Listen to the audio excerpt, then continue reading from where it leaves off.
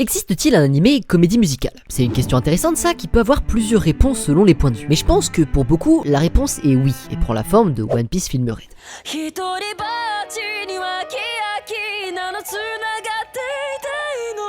C'est vraiment l'exemple le plus facile à citer, car tout le film a été orienté autour de sa bande originale. L'idée, c'est littéralement un film One Piece qui chante. Mais pour moi, c'est pas tout à fait une bonne réponse. Parce que certes, les chansons sont une part majeure du film, Ado a fait un travail de fou sur l'interprétation et le concept de l'intrigue est tourné autour de la musique, mais si on regarde bien, en vrai, le film comprend que 7 chansons en près de 2 heures, ce qui est un peu léger pour un musical. D'autant plus que t'as pas cet aspect chanté pour rien qu'on retrouve dans la plupart des comédies musicales. T'as bien Uta qui chante pour activer son pouvoir, mais sinon, personne dans le film va chanter aléatoirement juste pour dire quelque chose. Bref, c'est un film avec des musiques prééminentes, mais c'est pas une comédie musicale. C'est pour ça que moi j'ai une autre réponse à cette question, qui se trouve dans un animé beaucoup moins connu. Alors aujourd'hui, on va parler d'Alien Stage. Mais si vous l'avez pas vu, je vous préviens, ça va un peu spoiler, un chouïa. Je vous mets donc en playlist en description le lien de la version originale sous-titrée anglais et d'une cover française. C'est sur YouTube, ça met 40 minutes de tout regarder, donc si ça vous intéresse le moins du monde, je vous conseille de le faire.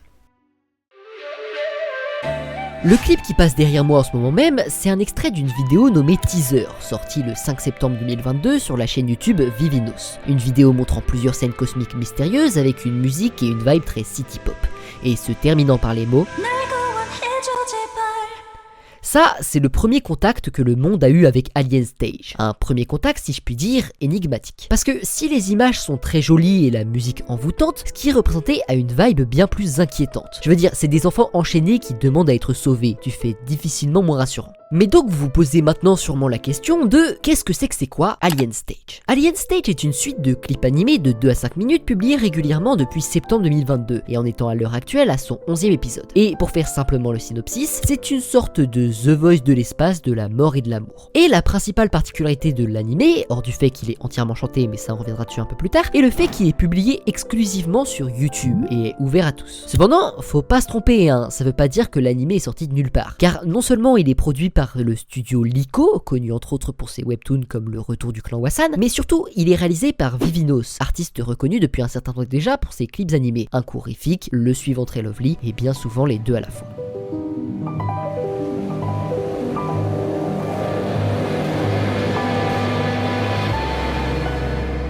Et ce qu'on peut noter sur Vivinos, outre le fait que c'est une artiste animatrice et youtubeuse sud-coréenne née un 5 février, parce que ça honnêtement on s'en fout, c'est le fait qu'elle s'est créée au fil des années un véritable univers bien à elle, où la beauté du monde ne sert en réalité qu'à cacher les horreurs de la réalité. Car si l'espérance passe par la religion pour certains, Vivinos aime à rappeler que l'espoir ne fait pas littéralement vivre.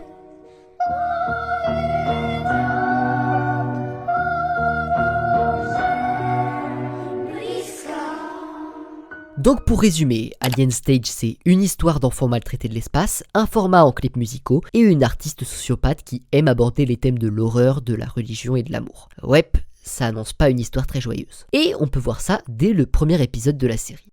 Oh ma chère Clémentine,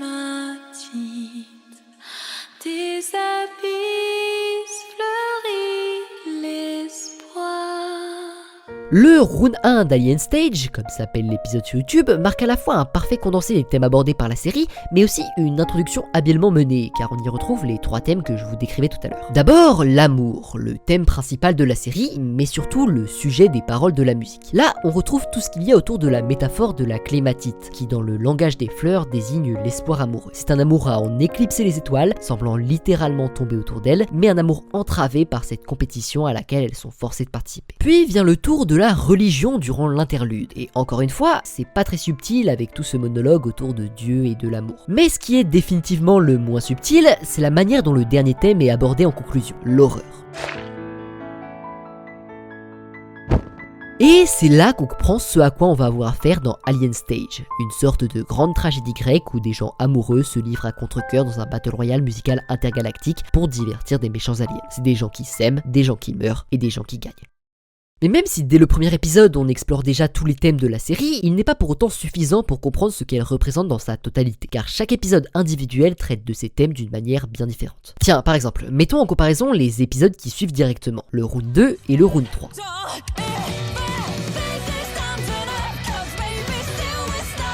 Dans le round 2, on nous présente le personnage de Teal, un jeune garçon perturbateur à la personnalité explosive, d'où le fait que le genre musical qu'il représente ici est le rock. Mais ce qu'il y a de plus explosif chez lui, c'est son amour pour Mizzy, la fille aux cheveux roses du round 1, pour lequel il n'hésite pas à aller jusqu'à écraser son adversaire, très littéralement.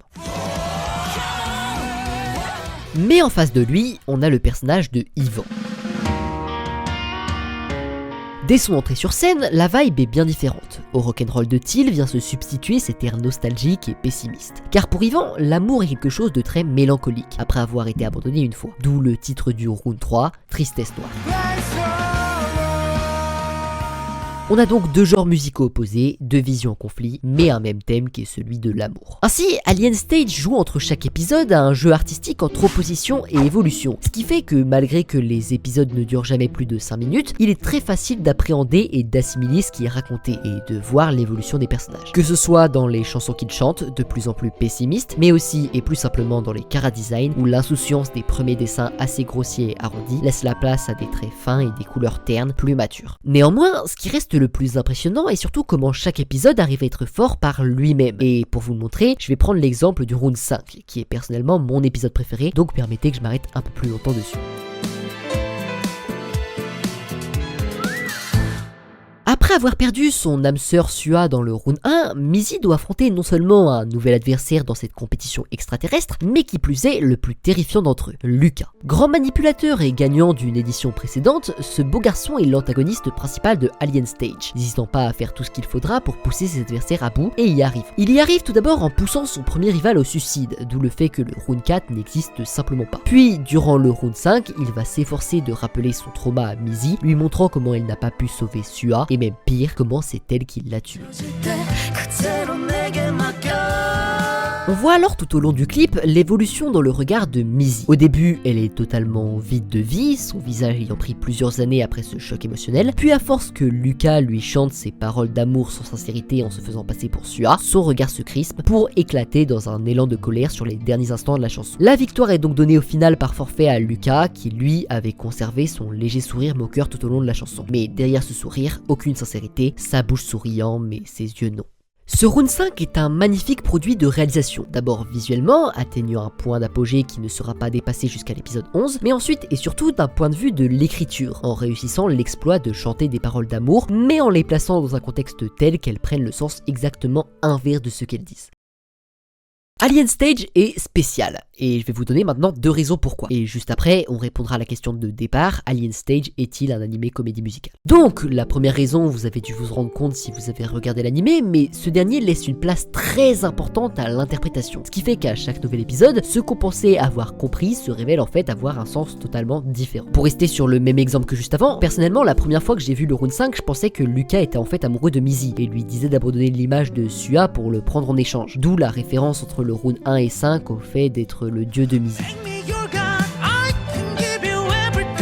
Mais en réalité, on comprend dans All In que Lucas est obsédé par Yuna, une ancienne participante de Alien Stage qui s'est enfuie. Et je pourrais vous citer plein d'exemples de moments comme ça qui te font dire « Ah mais c'était ça en fait !» Car Alien Stage te montre toujours juste assez d'informations pour te permettre de comprendre ce qui se passe sans jamais te dire exactement ce qu'il se passe. Et ça, c'est ce qu'on appelle de la très bonne exposition, qui non seulement n'a pas besoin de monologues de 5 minutes pour expliquer des relations ou des settings hyper compliqués que personne ne retiendra jamais, mais qui surtout permet de garder les spectateurs très investis dans la série. Et en parlant de spectateurs investis, le deuxième point que je voulais aborder maintenant est la communauté. Car si vous l'avez pas remarqué, Alien Stage n'est pas du tout un petit truc obscur. C'est même l'inverse, il possède une communauté très importante, mais surtout très investie. Suffit de voir à quel point leur Reddit est actif pour un animé du genre, ou encore toutes les covers qui sortent en anglais, en japonais, ou encore en français. Dans la nuit tu rayonnes à éroder le soleil. Et si les vidéos originales représentent déjà des centaines de millions de vues à elles seules, c'est sans compter tous les fanarts, les parodies ou même les versions alternatives des chansons publiées par Studio Lyco lui-même. Et tout ça sans même parler du compte Twitter officiel de Alien Stage qui alimente sans arrêt la communauté de concept art pour les garder en haleine en attendant la sortie de chaque épisode.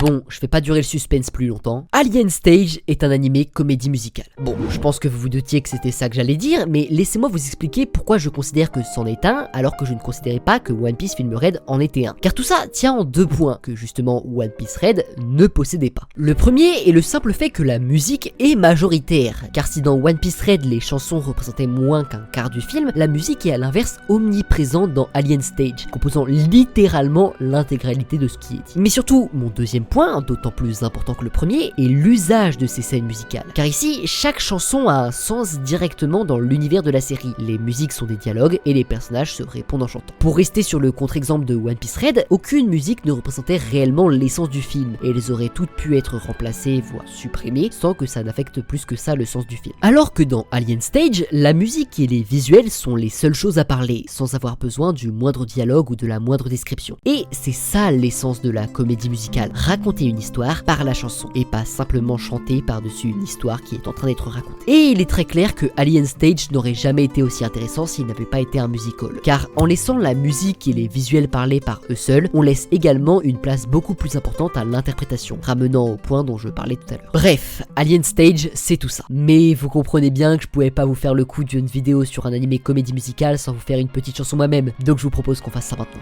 C'est des aliens qui exploitent des enfants pour les faire chanter puis les tuer. Et ils trouvent ça très très rigolo. Mais moi je trouve pas ça rigolo. Version complète du clip en description.